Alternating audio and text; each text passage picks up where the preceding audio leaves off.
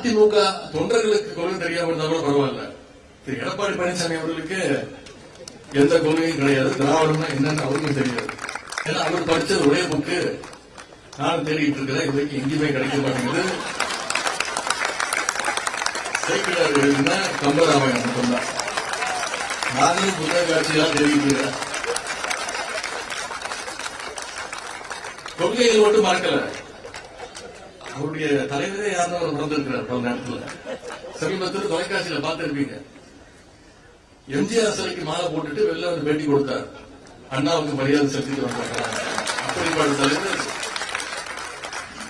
அண்ணா திராவிட முன்னேற்ற கழகத்துடைய நிரந்தர பொதுச் செயலாளர், எதிர்கட்சி தலைவர் அவர்கள். இதுதான் இன்னைக்கு அதிமுகவுடைய நிலைமை. திராவிட முன்னேற்ற கழகத்தை நம்முடைய இயக்கத்தை நீங்க யோசிச்சு பாருங்க. நம்ம கிட்ட இருக்கக்கூடிய கிட்டத்தட்ட 200 இளம் பேச்சாளர்களை நம்ம தேர்வு செஞ்சிருக்கிறோம்.